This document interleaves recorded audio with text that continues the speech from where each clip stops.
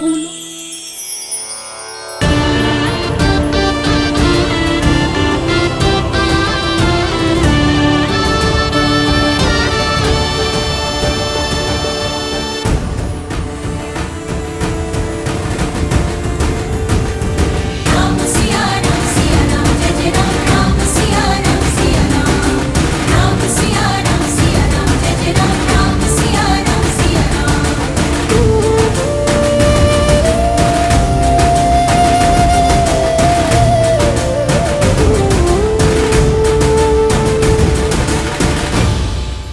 अयोध्यापति महाराज दशरथ, यह है मेरी पुत्री सीता। प्रणाम पिताश्री। सदा सौभाग्यवती भवा। और क्या आशीर्वाद दूं तुम्हें पुत्री।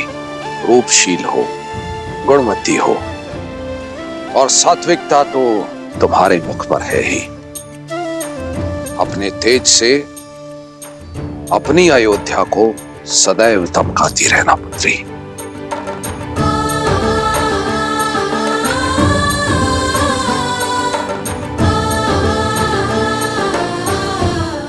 राम, तुमने गुरुओं से सीखी सारी योग्यता लगा दी है इस चैन में। विराजी,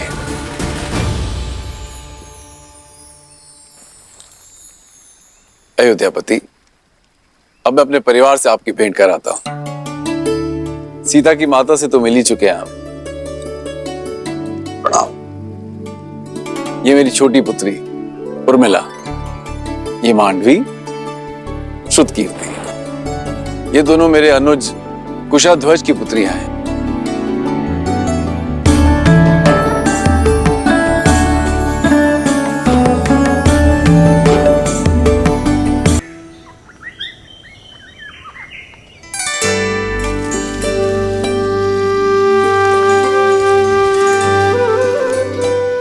भैया, मिथिला कितनी सुंदर नगरी है ना। और आपको तो कुछ अधिक ही सुंदर लग रही होगी जब से स्वयंवर हुआ है तब से। अंतर है लक्ष्मण, पहले मिथिला मेरे लिए नगर था, पर अब घर हो गया है।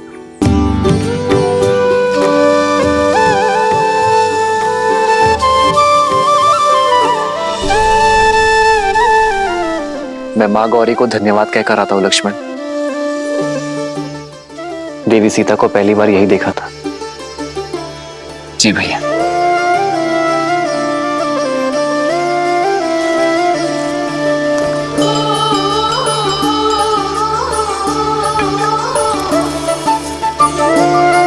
माँ, आपने जो मुझे दिया वो मेरे लिए सर्वश्रेष्ठ था।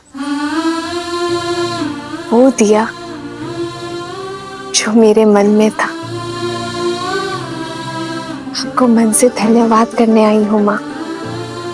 ये आपके आशीष का प्रताप है कि स्वयंवर में एक पल के लिए भी निराश नहीं हुई मैं। धन्यवाद माँ। माँ का आशीष दोनों पर है, तो धन्यवाद मैंने एक ही क्यों है।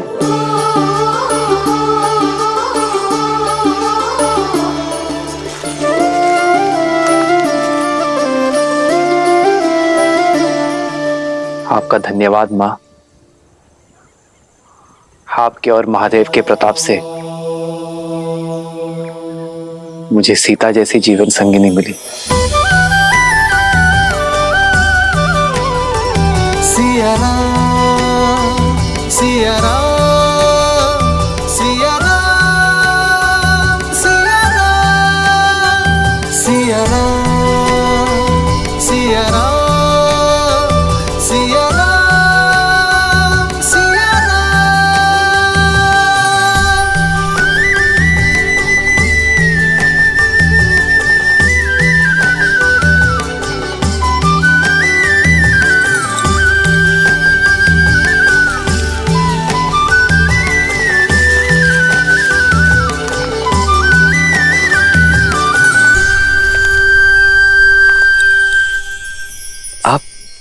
मेरे चरण स्पर्श क्यों कर रही?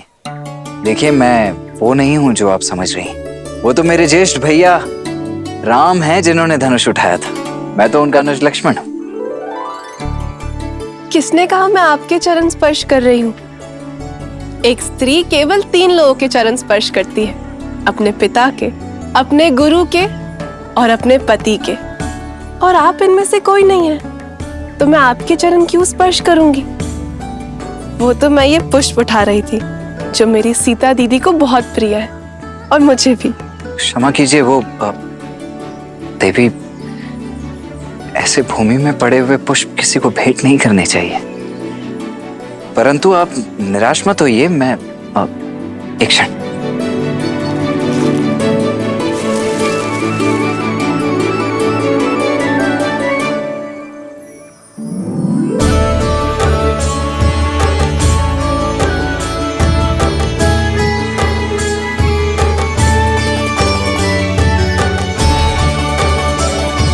आपके लिए नहीं है, भाभी मां सीता के लिए।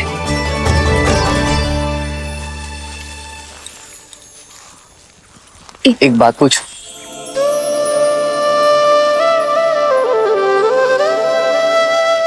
पहले आप। नहीं, स्त्री होने के नाते प्रथम अधिकार आपका है। जो आज्ञा। तो बताइए, प्रत्यंचा चढ़ाने आप सबसे अंत में क्यों आगे बढ़े? क्योंकि गुरुवर का आदेश था। पर जब कोई प्रत्यंचा नहीं चढ़ा पा रहा था तो मैंने आपके नेत्रों में चिंता नहीं देखी। क्योंकि माँ गौरी का आशीर्वाद था कि मुझे मेरे मन के ही स्वामी मिलेंगे। वरमाला के समय आपके नेत्रों में एक भाव था, जैसे आप जानती थी कि वरन हमारा ही होगा। क्योंकि आपकी विनम्रता और करुणा का संदेश आपकी मिथिला आने से पूर्व महादेव का संकेत बनकर पहुंच चुका था। यदि गुरुवर हमें मिथिला ना लेकर आते तो लाना पड़ता, क्योंकि भले ही वो ब्रह्म ऋषि है, पर महादेव के चयन और गौरी माँ के आशीर्वाद के आदेश के परे नहीं।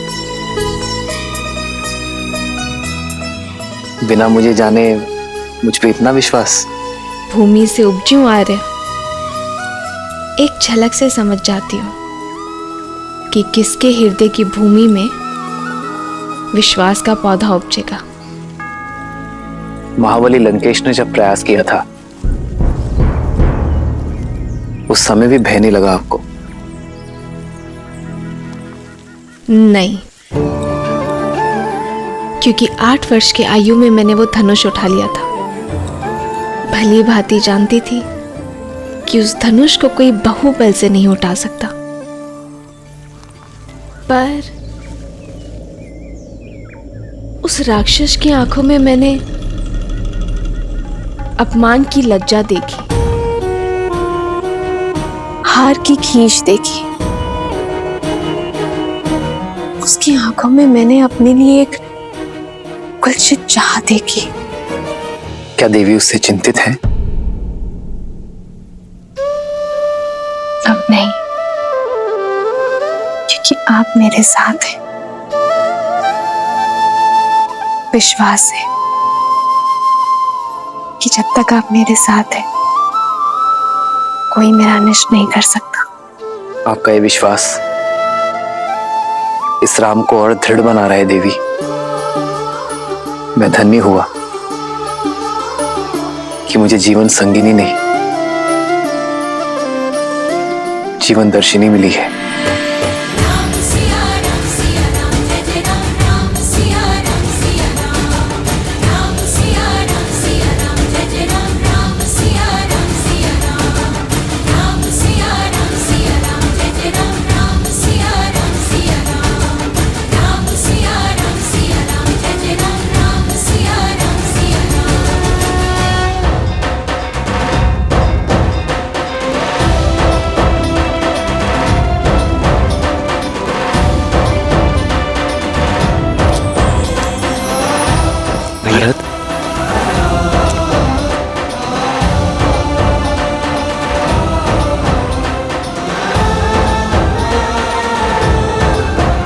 भरत,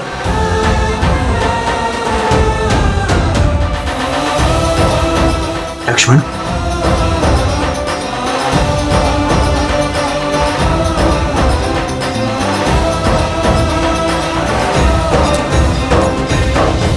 भरत, इतना शीघ्र? सूचना मिलते ही प्रतीक्षा ना कर सका भैया मैं। रात्रि विश्राम किए बिना ही आपसे भेंट करने चला आया। आप नहीं जानते भैया कि मेरा मन कितना गर्वित हुआ है ताड़का और मां अहिल्या की मोक्ष गाथाएं सुनकर। और अब अपने राम भैया के विवाह को देखकर हर्षित होऊंगा मैं।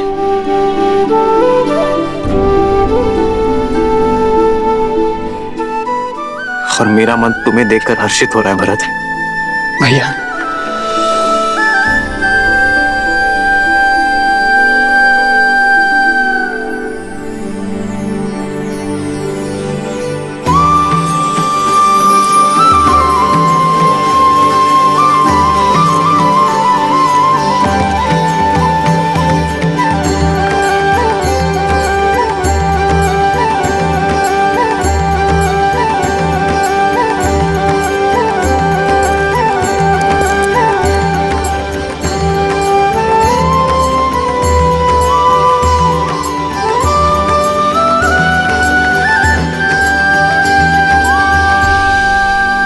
श्री राम और देवी सीता के विवाह की पावन बेला निकट आ गई है।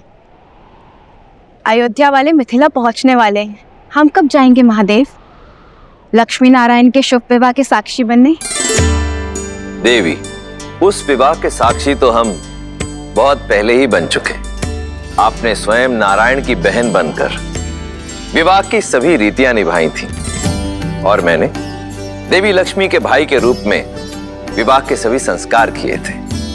भूल जाती हैं आप? कुछ नहीं भूली हूं मैं, पर वो वैकुंठ था, विवाह देवों का था। यहाँ पृथ्वी लोक में नर रूप में हो रहे इस दिव्य विवाह की छटा ही कुछ और होगी। मैं कुछ नहीं जानती, मुझे मिथिला जाना है बस। और मुझे भी।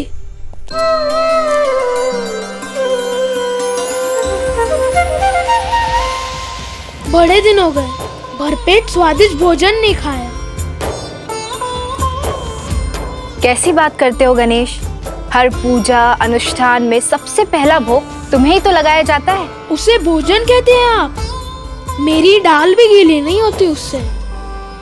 मनुष्य बड़े छली है माता, भोग का नाम लेकर तनिक सा मेरी सूंड पर लगाते हैं और प्रसाद कहकर स्वयं डकार जाते हैं। पर यहाँ विवाह में साक्षात मन चाहा मन भरकर खाने का अवसर मिलेगा ना? देवी, हमारे पुत्र का कथन सर्वथा उचित है। तो ठीक है, हम सब चलेंगे श्री राम और सीता के विवाह में, परंतु मनुष्य रूप में। हमें भी इस विवाह का साक्षी बनना है प्रभु।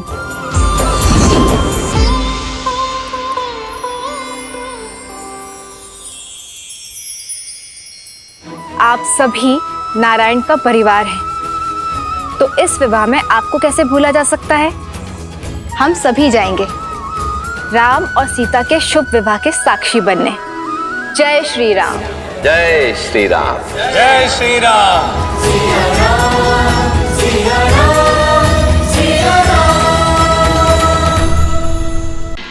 प्रणाम पिताश्री। पुत्र लक्ष्मण, आयुष्मान भव।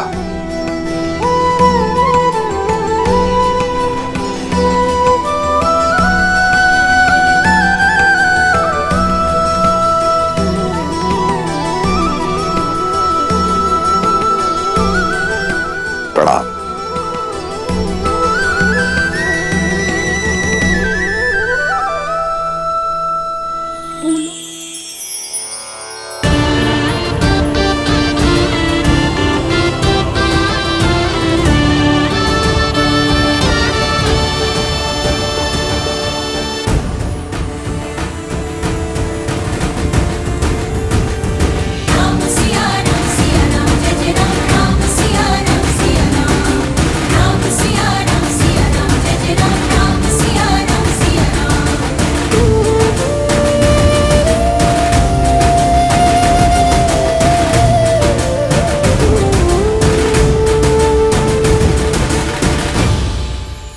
अयोध्यापति महाराज दशरथ, यह है मेरी पुत्री सीता।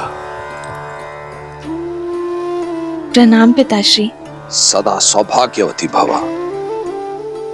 और क्या आशीर्वाद दूं तुम्हें पुत्री। रूपशील हो, गुणवती हो, और सात्विकता तो तुम्हारे मुख पर है ही। अपने तेज से अपनी अयोध्या को सदैव चमकाती रहना पुत्री।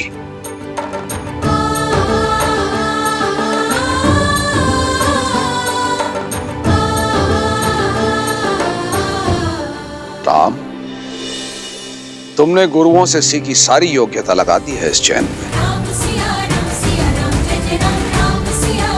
विराजी,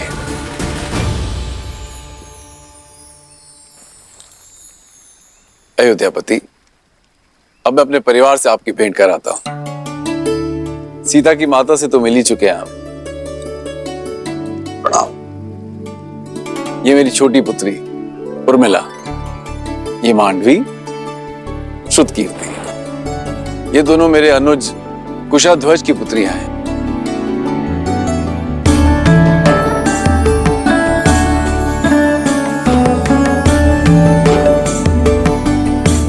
महाराज, यदि आपको कोई आपत्ति ना हो तो क्या मैं आपसे एक प्रश्न पूछ सकता हूं?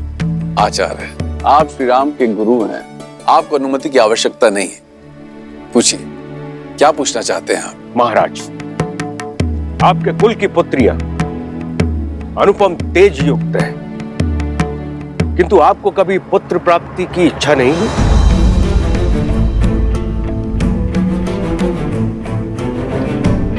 या फिर कभी इस बात का भय नहीं सताया कि आपकी मृत्यु के बाद आपको तर्पण कौन देगा, या फिर आपके लिए स्वर्ग का मार्ग कौन बनाएगा?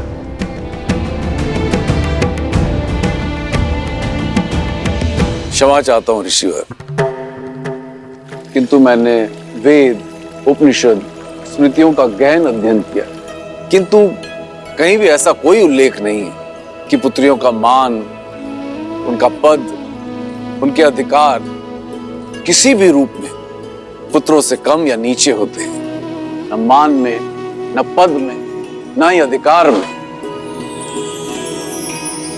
मेरी पुत्री सीता ने केवल मुझे ही नहीं अपितु मिथिला को भी एक नया जीवन दिया। बंजर भूमि में अमृत की बूंद बनकर उभरी मेरी पुत्री सीता। जिस पुत्री ने मिथिला को नरक से बचाया, उस पुत्री के होते मुझे स्वर्ग की क्या चिंता ऋषिवर। और सत्य तो यह है, सीता के जन्म के बाद मैंने मृत्यु और मृत्यु के बाद की चिंता करना बंद कर दिया है। अद्भुत, अद्भुत मिथिला नरेश।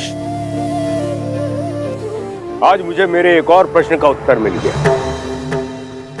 किंतु महाराज, मैं ठहरा नास्तिक, और लोगों का यह मानना है कि मुक्ति जो है पुत्र प्राप्ति के बाद ही होती है। कदाचित मेरे मुक्ति के मार्ग के लिए ही महादेव ने मुझे एक योग्य पुत्र दे दिया है, मेरा जमाता राम।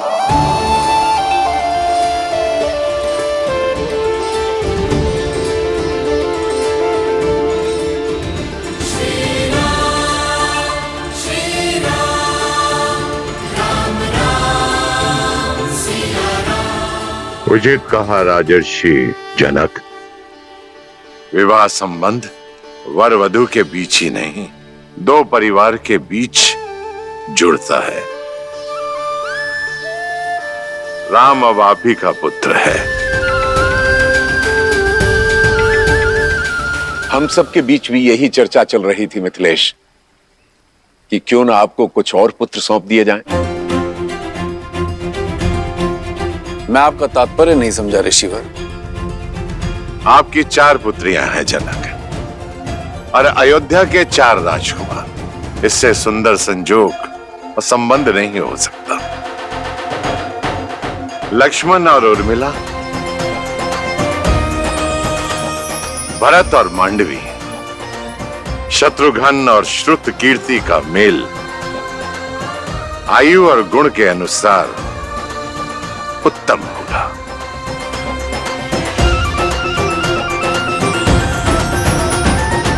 आपका क्या विचार है इस विषय में अयोध्यापति? ऋषिवर, इससे बड़ा सौभाग्य तो हो ही नहीं सकता, किंतु इसमें मिथिलापति का मत जानना भी अति आवश्यक है। मेरे कुल की चारों पुत्रियां सूर्य वंश के आंगन में जाएं, इससे बड़ा सौभाग्य मेरे लिए और क्या हो सकता है अयोध्यापति? मिथिला कुमारियों की अपने बहनों से बिछड़ने की चिंता भी समाप्त हो जाएगी। किंतु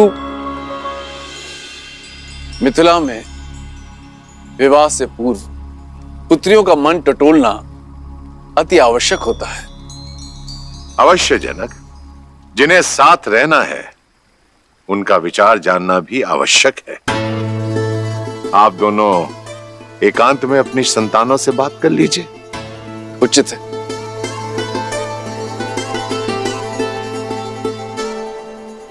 बोलो अनुज, प्रसन्न हो?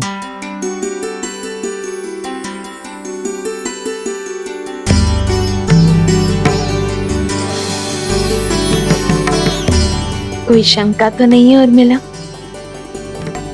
पूजा आपने की दीदी, और फल मुझे भी मिल गया। और वैसे भी महादेव और माता गौरी के निर्णय पर कैसी शंका? सीता दीदी की पूजा का फल केवल उर्मिला दीदी को क्यों मिलेगा? हमें भी तो मिलना चाहिए ना, क्यों मानवी दीदी? कितनी बार निवेदन करूंगा भाई, अयोध्या से संबंधी पधारे हैं। कुमारी जानकी के विवाह तक कोई भीतर नहीं जा सकता। आप लोग के भोजन का प्रबंध उधर उस पंडाल में किया गया है। भद्र, मैं भी तो कब से यही निवेदन कर रहा हूँ कि हम इसी शुभ विवाह के प्रबंध के लिए आए हैं। मैं आपको अपने दल का जब परिचय दूंगा ना, आप स्वयं समझ जाएंगे। इन दोनों को देखते हैं, ये दोनों संसार के सर्वश्रेष्ठ रसोइये हैं, और ये नन्हा सा नटखट बालक इनका सहयोगी है। और ये जो पंडित जी हैं, ये तो इतने प्रकांड पंडित हैं कि इनके ज्ञान की तुलना आप स्वयं ब्रह्मा जी से कर सकते हैं। और ये देवी जी जो खड़ी हैं, ये अद्वितीय नृत्यांगना तो हैं ही, परंतु जब वाद्य यंत्र पर अपनी उंगलियां फेरती हैं तो ऐसा लगता है कि स्वयं देवी सरस्वती आ गई हो। और मैं हूं इस दल का मुखिया राम आसरे, और ये है मेरी सहयोगी। अब हम भीतर जाएं? आओ। रुको, ये मिथिला का राजमहल है और विवाह राजकुमारी जानकी का। महाराज ने सभी प्रबंध सज किए हुए हैं, आपकी कोई आवश्यकता नहीं है। और हाँ, भोजन करना है तो आप लोग उधर जा सकते हैं। भोजन नहीं, हमें तो प्रबंध देखने जाने दीजिए। जाओ।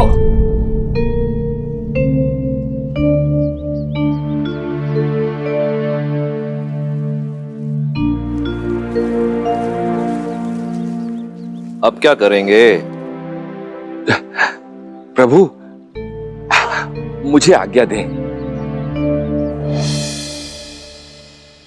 उचित है, आप जाइए। जी। मुझे भी आज्ञा दीजिए प्रभु। अब आपको किस बात की आज्ञा चाहिए?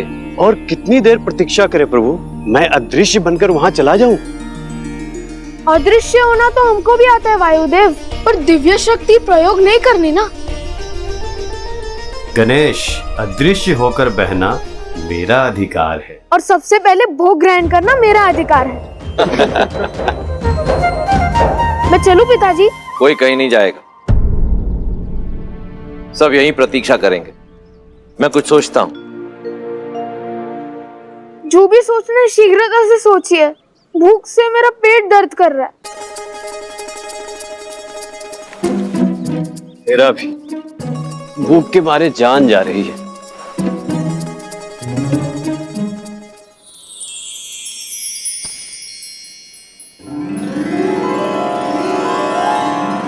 भूख से मुंह कुमला गया है पुत्र, ये लो खाओ। इस पे मेरा अधिकार है। अरे तुम तो और भी ज्यादा भूखे लग रहे हो। लो ये पूरी टोकरी तुम ही रख लो। ये टोकरी का मैं क्या करूंगा माता, मुझे तो केवल ये रसीले फल चाहिए।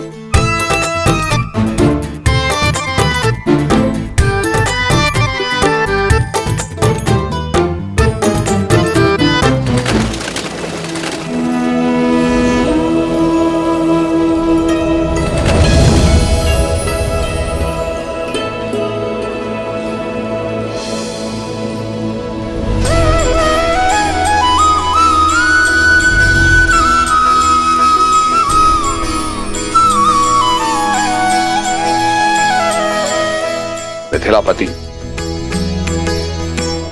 मेरे चारों पुत्र विवाह के लिए सज्ज हैं राजऋषि। मेरी पुत्रियां भी महाराज।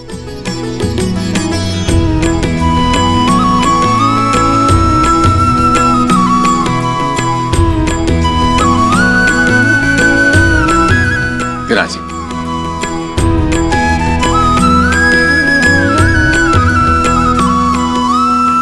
तो राजगुरु सतानंद, आज्ञा गुरु जी। तो विवाह की तिथि निकलवाई जाए। मैं शीघ्र अति शीघ्र संसार के इस पावन मंगल विवाह की तिथि निकालता हूं। रुको सदानंद,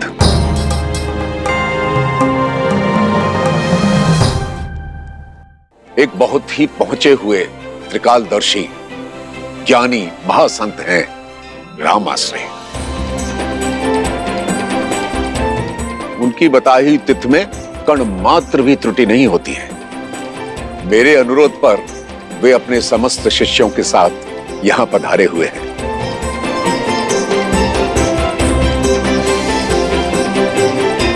मैं देख सकता हूं वो अपनी साथियों के साथ महल के द्वार पर प्रवेश कर चुके हैं।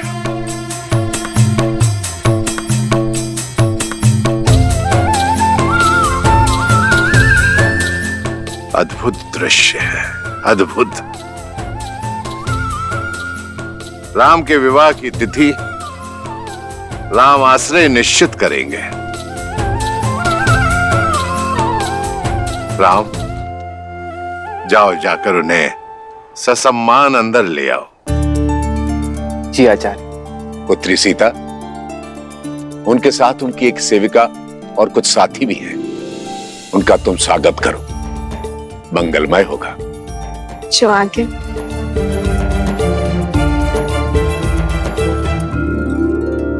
प्रभु, और कितनी प्रतीक्षा करनी पड़ेगी? अंदर जाने का अवसर कब प्राप्त होगा?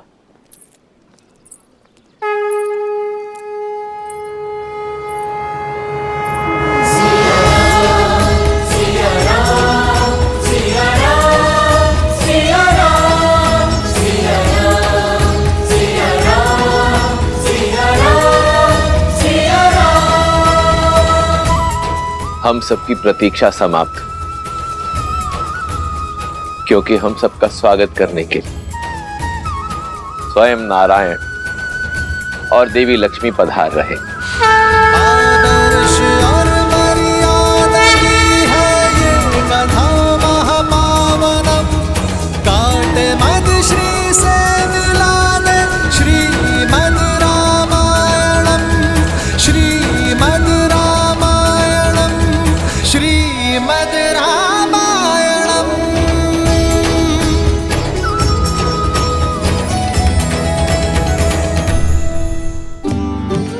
प्रणिपात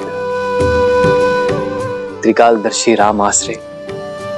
इस राम आश्रय के तो भाग्य खुल गए कि स्वयं श्री राम उसे लेने के लिए आए।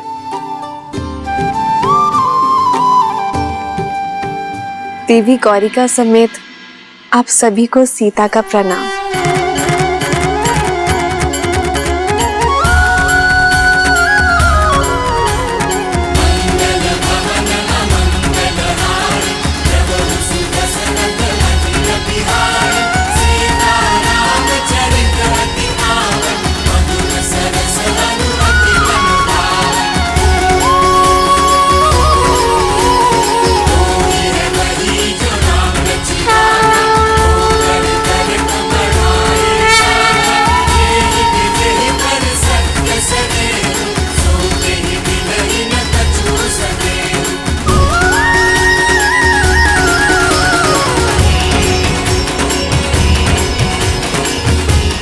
ये राम आश्रय आपको केवल ये भस्म ही दे सकता है, कृपया स्वीकार करें।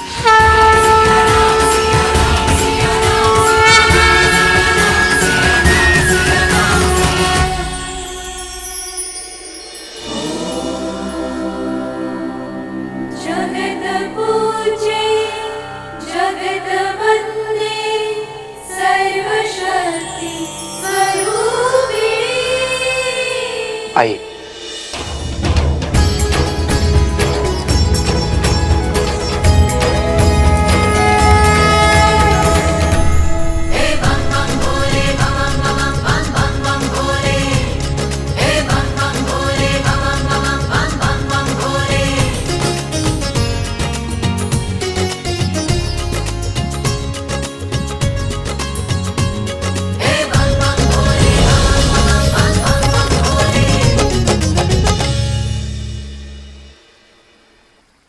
महाराज, ऐसी माया तो बहुत से लोगों के हाथ में है, किंतु क्या ये केवल मनोरंजन के लिए है या फिर इसका कोई और अर्थ है? यदि मन में भावना सच्ची हो तो पाषाण में भी भगवान, और यदि भावना सच्ची ना हो तो भगवान भी पाषाण है, भद्र जाबाली। परंतु आप तो नास्तिक हैं, इसलिए इस तथ्य से अनभिज्ञ हैं।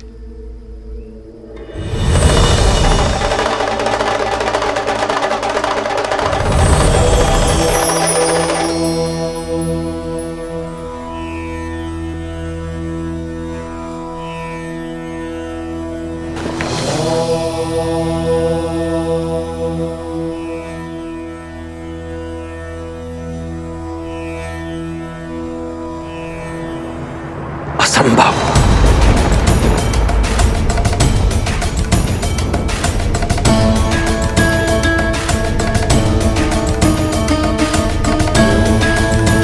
कोई समस्या है महाशय?